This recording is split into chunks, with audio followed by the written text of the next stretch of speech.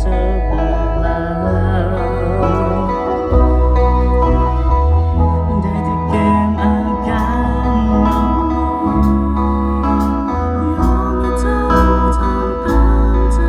ถึงทรมานที่ใจเคยยังต้องทนฝืนก็เจ็บคอยย้อนมีเจ้าแทงข้างหลังแทงแล้วถอนแล้วแทงซ้ำๆอยู่เรื่อยมายอมคอยยอมตายอย่างซาตายยังคนให้ค่าหมดปัญญา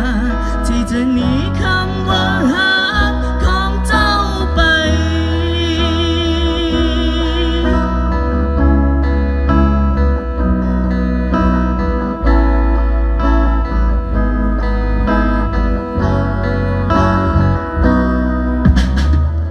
จากนี้คงเป็นแค่เพียงของตายบ่มีความหมายใดๆอยู่แบบคนไม่บอกกล้าที่จะเว้าสิ่งใดได้ที่เกมมาการเอาไว้ปล่อยให้เจ้าทำตามใจถึงทรมานที่ใจเคยยังต้องทนฝืนก็เจ็บคอยยอมมีเจ้าแทงข้างหลังแทงแล้วถอนแล้วแทงซ้ำๆอยู่เรื่อยมายอมคอยยอมตายอย่างซาตายยังคนให้ค่าหมดปัญญาที่จะหนีคำว่าหักของเจ้าไป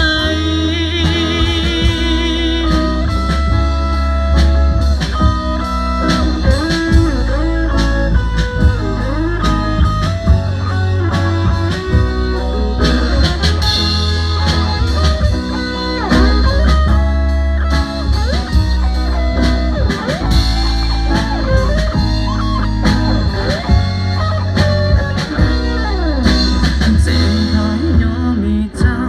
แทงทั้งหลัง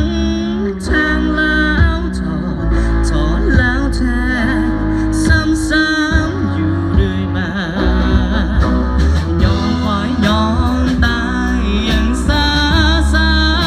ก็ตายยังคนให้ค่า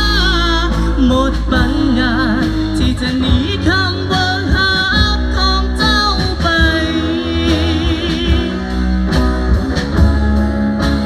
แทงแล้วถอนแล้วแทงซ้ำๆอยู่เรื่อยมา